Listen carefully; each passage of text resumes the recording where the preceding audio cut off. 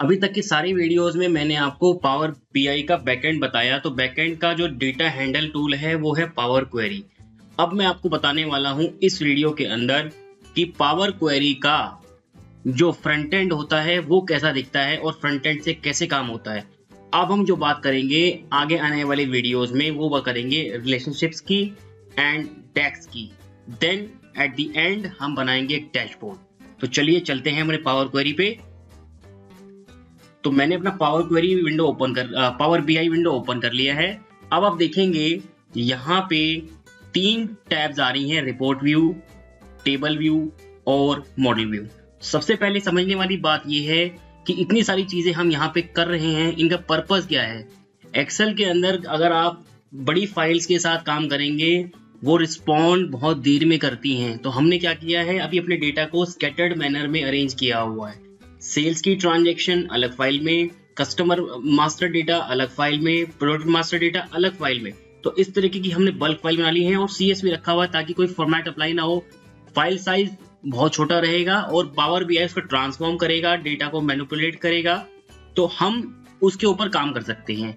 अब जितने भी हमारे डैशबोर्ड या रिपोर्ट हमें विजिबल होगी वो होगी रिपोर्ट व्यू के ऊपर, और जितना भी हम डेटा दिख सकते हैं टेबल व्यू के अंदर दिख सकते हैं। इसके बारे में हमने पीछे भी बात की थी। और अब हम बात करने वाले हैं डायग्राम व्यू के ऊपर। तो डायग्राम व्यू के ऊपर बात करने से पहले हमें सारे डेटा को एक बार हम इंपोर्ट कर लेते हैं। तो यहाँ पे मैं गेट डेटा में जा रहा हूं और यहाँ पे मैं टेक्स्ट CSV करके एक एक फाइल करके इंपोर्ट करूंगा। तो यहाँ पे सबसे पहले मैं कैलेंडर लुकअप इंपोर्ट कर लेता हूं एंड इस बार मैं यहाँ पे ट्रांसफॉर्म पे क्लिक नहीं कर रहा क्योंकि ट्रांसफॉर्म मेरा पावर क्वेरी की विंडो को ओपन कर देगा। तो मैं यहाँ पे सिंपल क्लिक कर रहा हूँ लोड के ऊपर।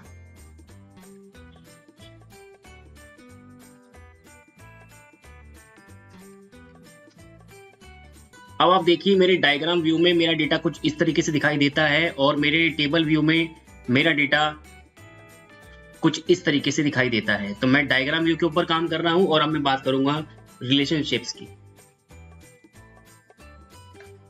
तो सारा डेटा एक बार फटाफट इंपोर्ट कर लेते हैं। यहाँ पे मेरे पास 10 फाइल्स हैं, मैं सारी की सारी एक बार इंपोर्ट कर लेता हूँ।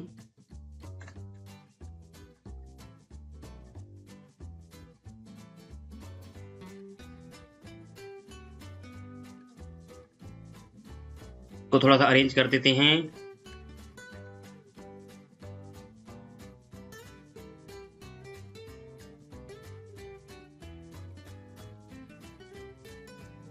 यहाँ पे मैंने एक गलती ये कर दी है कि जो स्टार्टिंग के अंदर जो अपने रिलेशनशिप वाले दो टूल्स को हमें सेटिंग करनी थी वो हमने सेटिंग नहीं की है। तो इस चक्कर में इसने ऑटो रिलेशनशिप ले ली।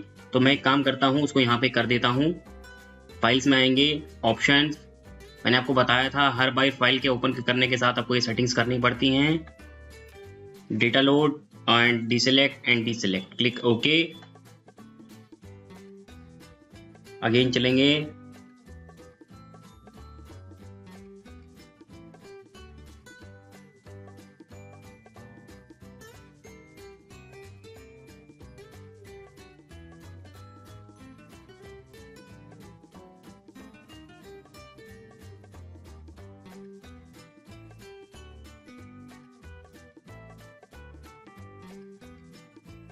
अब मैंने यहाँ पे 10 की 10 फाइलें सारी इंपोर्ट कर ली हैं और अब मैं क्या करने वाला हूँ, यही चीज मैं अपने पावर पाइवेट के अंदर करने वाला हूँ। क्योंकि मैंने आपको फर्स्ट वीडियो में बताया था कि अगर मैं 70% power Excel plus power query plus power pivot कर दूं तो मेरा पावर बीआई बन जाता है। तो मैं आपको अब यही चीजें सारी की सारी पावर पाइवेट के अंदर करके दिखाता हूं और आपको बताऊंगा कि पावर बीआई का फ्रंट एंड पावर पाइवेट की तरह सेम दिखता है और बैकएंड पावर क्वेरी एक्सेल के पावर क्वेरी की तरह दिखता है। तो आइए चलिए अब चलते हैं पावर पाइवेट की ओर।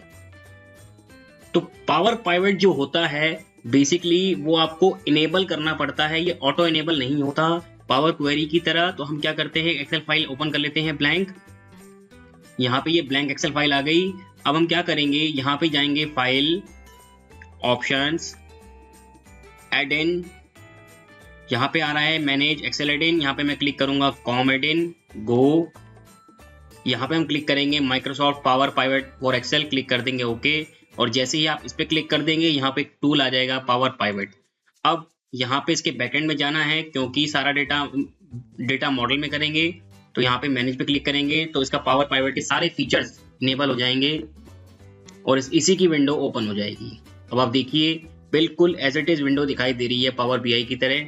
अब यहाँ पे भी आप देखेंगे तो डेटा व्यू है और डायग्राम व्यू है, तो यहाँ डायग्राम व्यू पे क्लिक कर लेते हैं। इस बार मैं डेलिबरेटली यहाँ पे 5 ही फाइल इंपोर्ट करूंगा ताकि मैं आपको कुछ और चीजें भी समझा सकूं।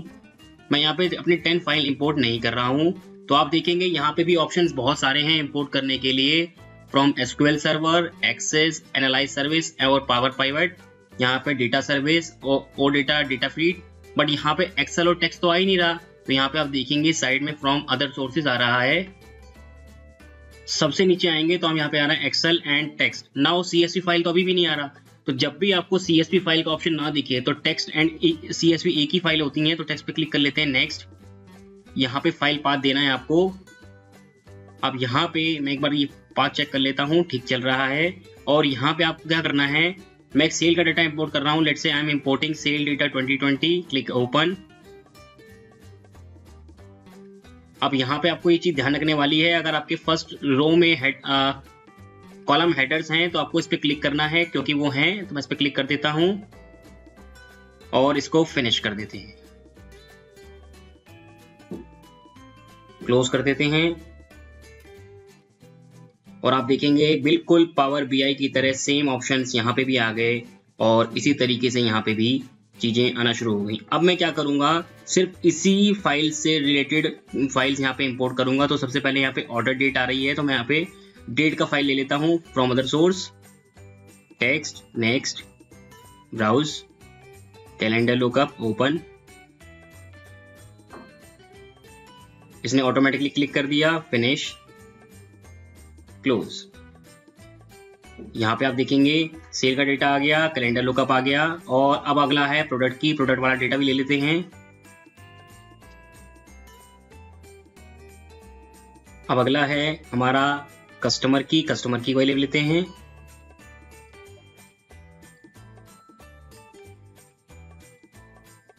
और एट द एंड हमारा लास्ट जो है वो है टेरिटरी भी ले लेते हैं।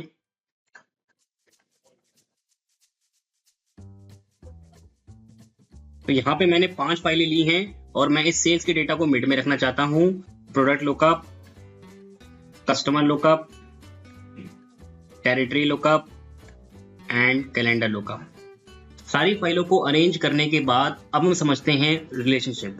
तो अगर मैं फॉर एग्जांपल किसी भी कॉलम से टच करूं, लेट्स से मैं यहाँ पे डेट को डेट से टच करता हूं, मैं यहाँ से डेट्स को पिक कर रहा हूं और इस पे जाके ड्रॉप कर रहा हूं, तो आप देखेंगे यहाँ पे एक चीज आई, वन एंड स्टार। इसका मतलब होता है one two many relationship. One two many का मतलब होता है कि जो ये मेरा मास्टर डेटा है इसके अंदर ट्रांजैक्शन कोई भी डुप्लीकेट नहीं है, डेट मेरी सारी यूनिक है, क्योंकि मेरे कस्टमर्स का मास्टर डेटा यूनिक होगा, कस्टमर की यूनिक होगी, कस्टमर के नाम यूनिक होंगे। और सेल्स के डेटा में इट माइट बी पॉसिबल कि वहां पे डुप्लीकेट ट्रांजैक्शंस हो, कि मैंने एक डेट में 2 ट्रांजैक्शंस की हो, एक डेट में 4 ट्रांजैक्शंस की हो। तो इसीलिए यहाँ पे ये दिखा रहा है वन टू मैनी रिलेशनशिप।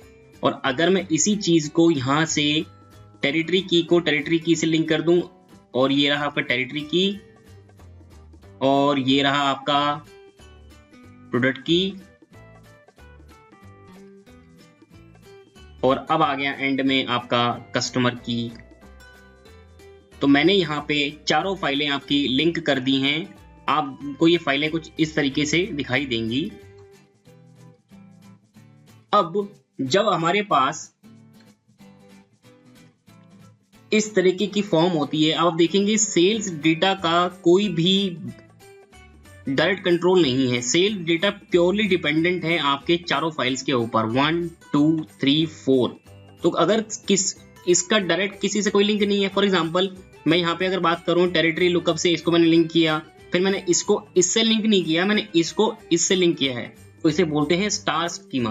क्योंकि आप देखेंगे मेरा मेन डेटा किसी से भी डायरेक्ट किसी से भी इनडायरेक्ट लिंक नहीं है, डायरेक्ट लिंक है। तो यहाँ पे इससे लिंक हो गया, इससे लिंक हो गया, इससे लिंक हो गया, बट इनमें आपस में कोई कनेक्शन नहीं है। अगर मैं इस सेल्स के डेटा को डिलीट मार दूं तो ये आपस में फाइल मेरे लिए बेकार है। इसी को बोलते हैं स्टार। यहाँ पे बेस आ गया और ये आ गया आपका स्टार। अब अगर मेरा कोई फाइल ऐसी होती जिसमें मैं इससे लिंक करता और इससे लिंक करता, मैं आपको एक और करके दिखाता हूँ पावर बीआई के अंदर।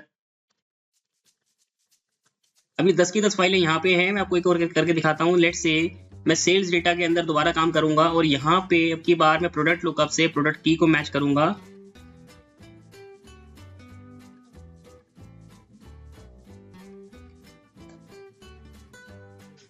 यहाँ पे आप देखिए मैंने प्रोडक्ट की को प्रोडक्ट की से मैच कर दिया और अब मैं इसी प्रोडक्ट लुकअप को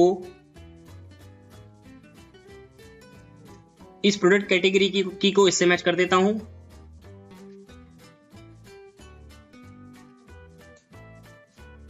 और at the end last product सब कैटेगरी की को इससे मैं ऐड कर देता हूं। अब आप देखेंगे मैं इन फाइलों को थोड़ा सा अरेंज कर देता हूं।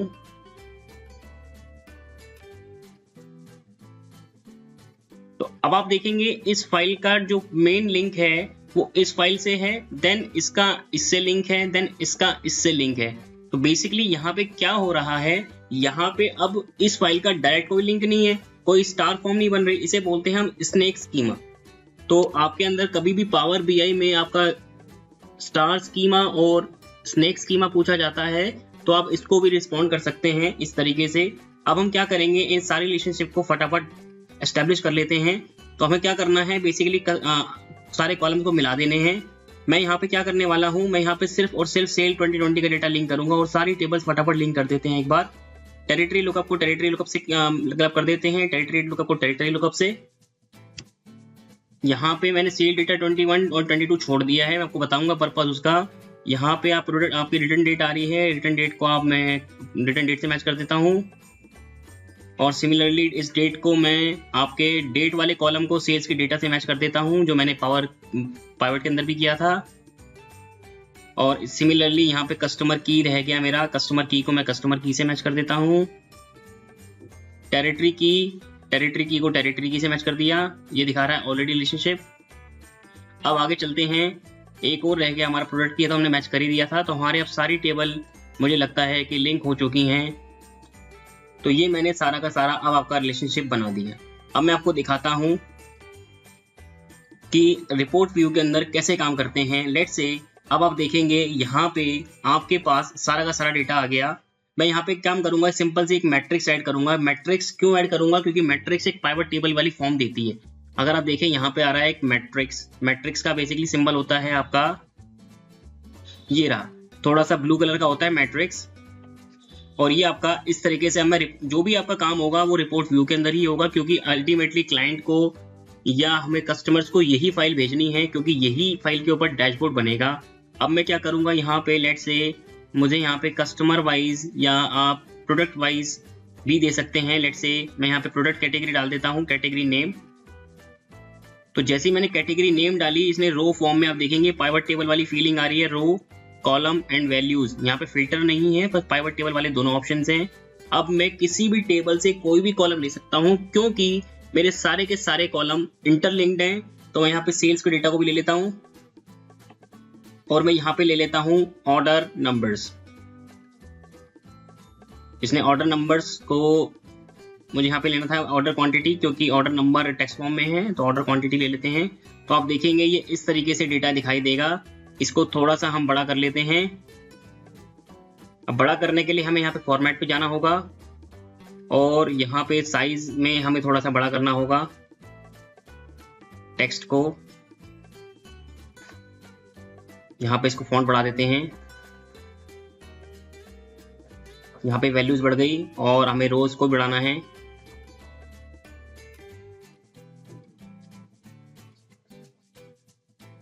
हमने वहां पे कितना लिया था 26, यहाँ पे 26 कर देते हैं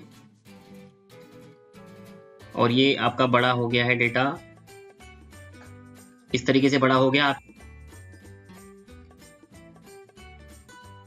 यहाँ पे कॉलम हेडर को भी मैं बढ़ा देता हूँ, 26 कर देता हूँ, ताकि ये विजिबिलिटी थोड़ी सी अच्छी दिखाई दे। तो ये इस तरीके से डेटा लिंक करने के बाद आप सारी पाइवट टेबल बना सकते हैं। और अगर मैं यही चीज पावर पाइवट के अंदर बनाऊं तो वो भी बना सकता हूं मैं। तो पावर पाइवट के अंदर चलते हैं दोबारा से। तो पावर पाइवट के अंदर हमारे सारे डेटा लिंक हो चुके हैं। हम क्या करेंगे, सिंपल यहाँ पे करेंगे pivot table and new worksheet. ये पूछ रहा है हमसे, तो हमें फ्रंट एंड पे काम करने की जरूरत नहीं है, हम बैक एंड में भी काम कर सकते हैं सीधा। आपको क्या करना है, कस्टमर का, लेट्स से मैं यहाँ पे कस्टमर का नाम ले लेता हूँ या कस्टमर की ले लेता हूँ और यहाँ पे मैं सेल्स की वैल्यू ऐड कर देता हूँ। सेल्स का आपको यहाँ पे ऐड कर देना है ऑर्डर क्वांटिटी एंड देखेंगे आप तो यहाँ पे सेल्स की ऑर्डर क्वांटिटी आपकी एज इट इज मैच कर रही होगी 2630 and the last power BI के अंदर भी 2630। तो मिलते हैं अगली वीडियो में, तब तक के लिए आप चैनल सब्सक्राइब कर लें।